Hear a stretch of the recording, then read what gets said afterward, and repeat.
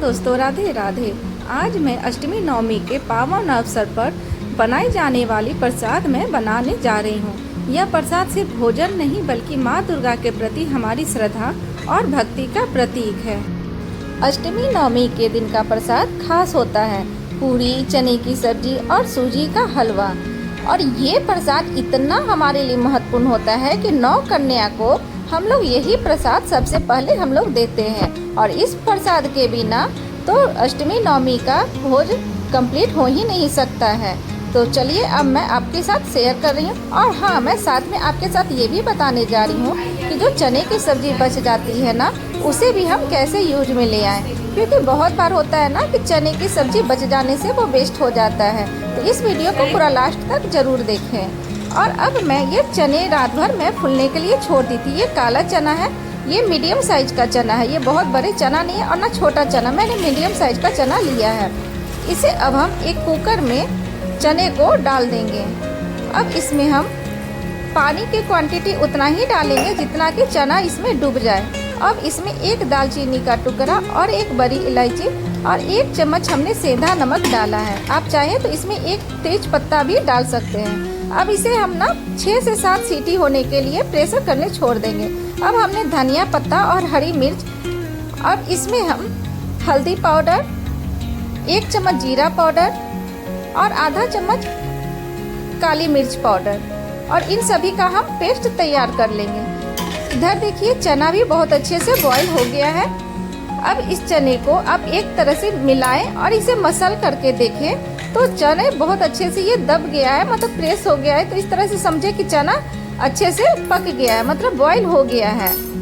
तो अब हम एक कढ़ाई में घी डालकर गर्म करेंगे। आप चाहो तो सरसों तेल का भी यूज कर सकते हो, लेकिन मैं ये अष्टमी नवमी का प्रसाद बनाने जा रही हूँ तो उस आप घी का ही यूज करें। तो इसमें अपने आप 3-4 अपने अकॉर्डिंग 3 से 4 चम्मच हमने घी डाला है। जब घी गर्म हो जाए तो इसमें हम जीरा और 1 तेजपत्ता हम डालकर एक चटक होने देंगे। और जब ये एक चटक हो जाए तो जो हमने मसाला पीसा है ना, उसे हम इसमें डाल देंगे। और इस मसाले को डालते समय गैस का फ्लेम को स्लो कर दें। स्लो कर देने से आपका मसाला तुरंत जलेगा नहीं। अब उसी बाउल में हमने थोड़ा सा पानी और मिला करके मसाले में ही डाल दिया है। अब इस मसाले को हम स्लो फ्लेम पर 4 से 5 मिनट तक के लिए भूनेंगे। और ये देखिए ये चना है ना, इसमें से मैं थोड़ा सा 1 बड़े चम्मच के अकॉर्डिंग चना लेकर मैं इसका एक दरदरा सा पेस्ट तैयार कर लूँगी। मैं ये भी बताऊँगी कि ये चना हमने क्यों पीसा है।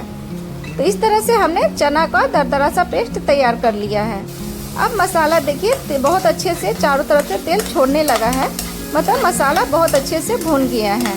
इसमें हम लाल मिर्च का यूज नहीं करेंगे और ना टमाटर का यूज करेंगे। मसाला अच्छे से भुन जाने के बाद हमने जो चने को बॉईल किया है ना, उसी चने को अब इसमें हम मिक्स कर लेंगे। और हाँ, जो चने में जो पानी भी है ना, उस पानी को भी हम फेंकेंगे नहीं, उस पानी को भी हम इसी में डाल देंगे। आपको अलग से पानी अब देने की ज़रूरत नहीं है। और जब आप चने को डालें ना तो गैस फ्लेम को हाई कर दें। और इस तरह से अब हम इसे मिक्स करेंगे। और अब इसमें हमने जो ये चने को हमने पीसा था, जिसका पेस्ट तैयार किया था, उस चने को भी हम इसी में मिला लेंगे। और ये हम इसलिए मिला रहे हैं ना, क्योंकि जब हम कभी होता है ना कि चने का घुघनी आप इस तरह से बनाओगे तो चना अलग रहता है, मसाला अलग रहता है। वो एक तरह से बहुत अच्छे से मिक्स चने के ऊपर नहीं रहता है। चना बहुत सूखा सूखा और सादा सा लगेगा। और इस तरह से आप चना को पीस करके आप डाल दोगे ना, तो चना के ऊपर बहुत अच्छा सा एक लेयर सा मसाले का आ जाता है। इसमें अब हमने आधा चम्मच सेंधा नमक और आधा चम्मच घर का पीसा हुआ ही गरम मसाला दोनों को मिक्स कर लिया है। आप ना पैकेट वाला गरम मसाला यूज नहीं कीजिएगा, घर का पीसा गरम मसाला ही यूज करें, क्योंकि उससे बहुत ही अच्छा सा स्वाद आएगा। अब इसे हम ढक कर के 5 मिनट तक छोड़ देंगे। और ये देखिए अब लास्ट में हम इसमें धनिया पत्ता मिला देंगे। और इसे हम तब तक के लिए इसे पकाएंगे जब तक ये बहुत अच्छे से पानी इसका पूरा सूख ना जाए, क्योंकि हमें इसमें ग्रेवी बिल्कुल ही नहीं चाहिए। तो इसे हम लगातार इसे चलाते रहेंगे और इसे बहुत लटपट सा उतारना है। और एकदम हल्का सा एकदम रहे ना नमी इसमें, तब आप गैस फ्लेम को ऑफ कर दीजिएगा। क्योंकि जब ये ठंडा होता है ना, तो मसाले इस चने के ऊपर बहुत अच्छा सा कोटिंग कर लेता है, मतलब बहुत अच्छे से कोटिंग इसके ऊपर चने के ऊपर हो जाएगा। तो इस तरह से देखिए हम चना को पूरा अच्छा से पानी सुखा दे रहे हैं। इसे अब हम 2 मिनट और इसके पकाएंगे, क्योंकि अभी भी पानी का थोड़ा सा इसमें दिख रहा है। तो इस तरह से देखिए, अब हम गैस फ्लेम को ऑफ कर देंगे। अब एक बार इसे मिक्स कर लीजिए। ये देखिए पूरा पानी इसका सूख गया है और चना आप देख रहे हो ना, मसाले वाला भी हल्का सा दिख रहा है, क्योंकि इसमें मैं जो चना पीस दी थी ना, उसके वजह से इसका बहुत अच्छा सा टेक्सचर भी इसका आ गया है। अब हम इसे ढक करके 5 से 7 मिनट के लिए छोड़ देंगे।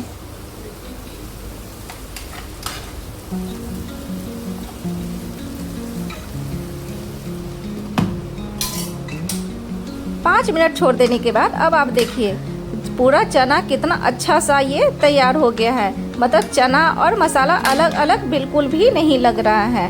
लग रहा है ना कि एकदम मतलब इसके ऊपर ही, चना के ऊपर मसाला एक कोट तैयार किया हुआ है। तो इस तरह से हमारे चने की सब्जी तैयार हो गई है। अब हम सूजी के हलवे की तैयारी करेंगे। तो मैंने सूजी के हलवे के लिए 1 कटोरी घी लिया है। अब एक पैन में हम 2 चम्मच घी डालकर घी को गर्म कर लेंगे।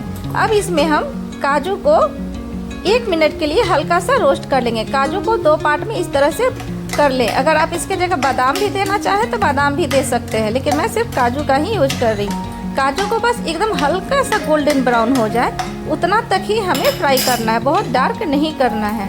तो इस तरह से देखिए हल्का सा गोल्डन ब्राउन हो जाने के बाद ही हम इसे निकाल लेंगे।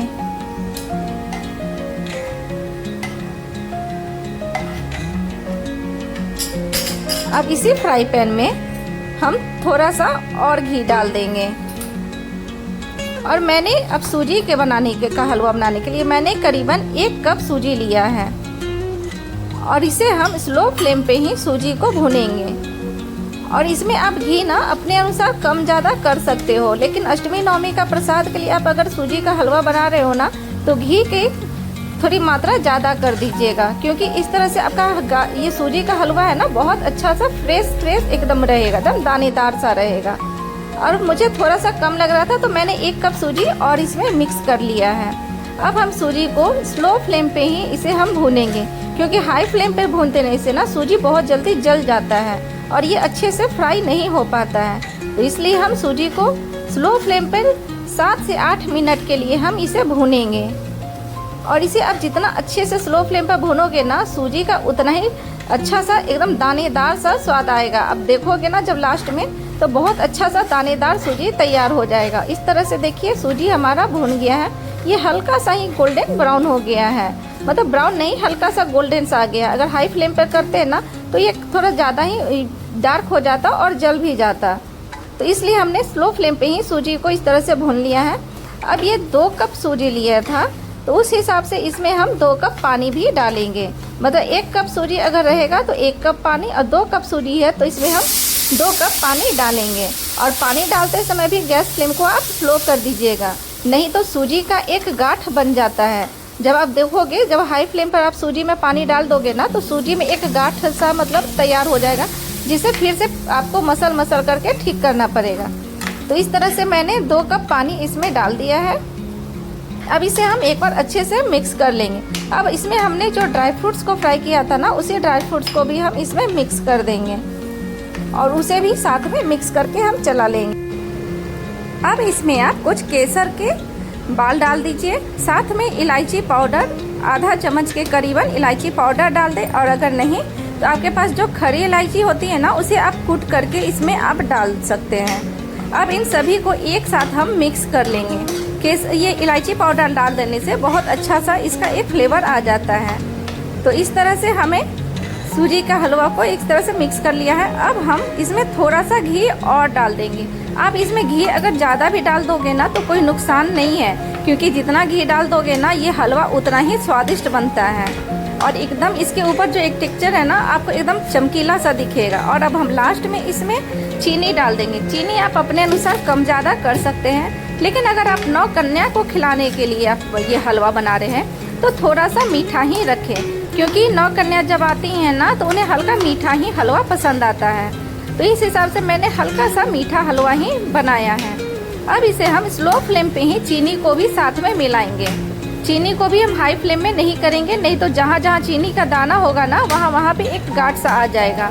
तो इस तरह से हम इसे 5 से 7 मिनट तक और हम स्लो फ्लेम पे ही पकाएंगे। तो ये देखिए कितना अच्छा सा ये हलवा तैयार हो गया है। और ये जब ठंडा भी होगा ना तो अब देखिएगा ये हलवा एकदम फ्रेश दानेदार, एकदम एक एक दाना आपको अलग नज़र आएगा।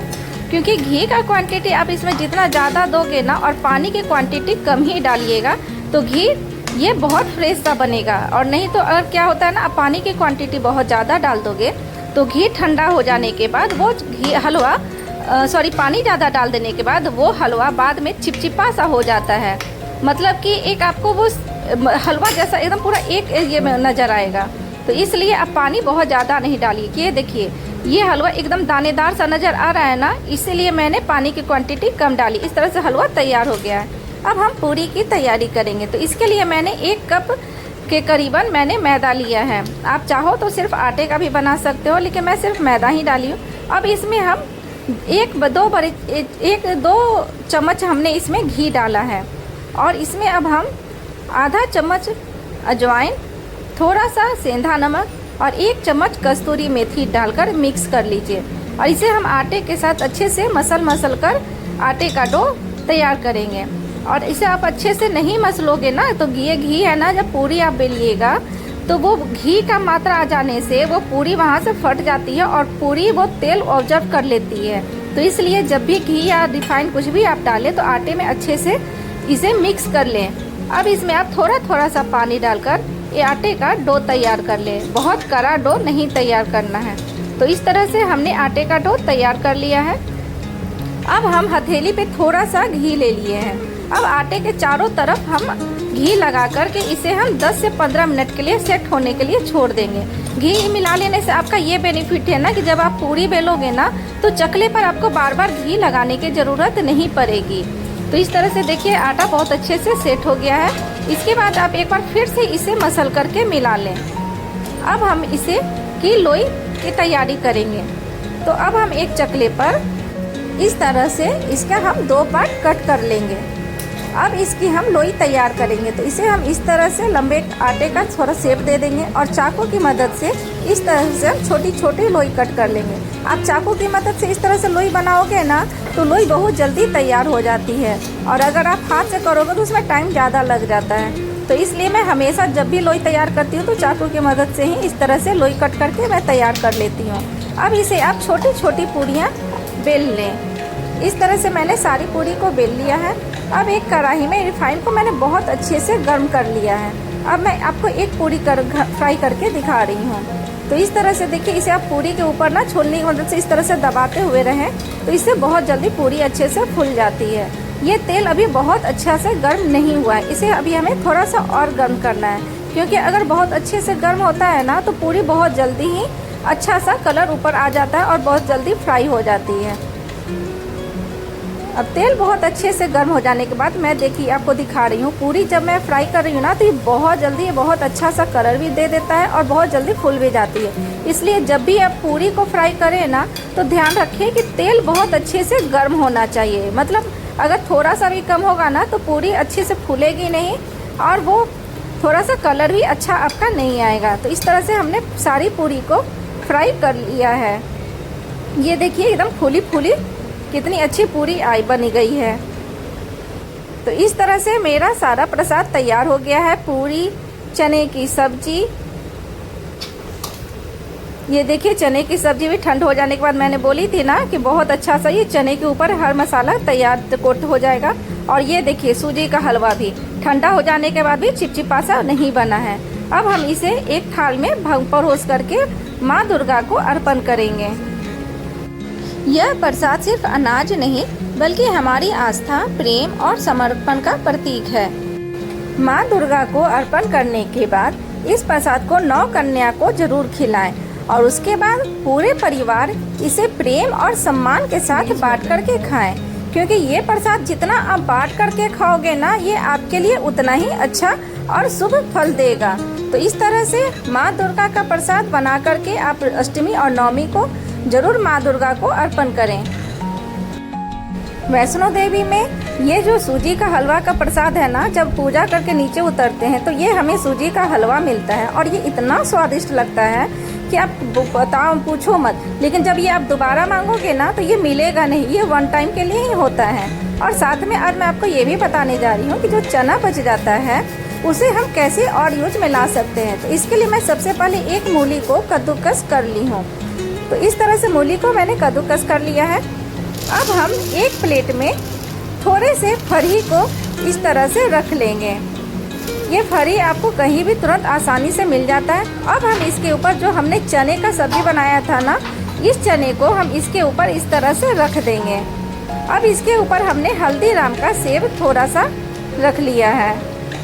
अब इसी के ऊपर आप थोड़ा सा मूली कद्दूकस किया हुआ भी आप ले लें। आप चाहे तो इसमें खीरा का भी यूज कर सकते हैं, साथ में हरी मिर्च और धनिया पत्ता। अब इसके ऊपर फिर से हम हल्दीराम का सेब इस तरह से थोड़ा सा रख लेंगे और इसे आप एक मिला लीजिए और इसे आप शाम के नाश्ते में अच्छे से एंजॉय कर सकते हैं। अब बताइए, चने का सब्जी भी आपका वेस्ट नहीं हुआ, क्योंकि बहुत बार होता है ना कि जब हम प्रसाद बनाते हैं तो ये चना थोड़ा सा बच जाता है। तो इस तरह से आप चने को भी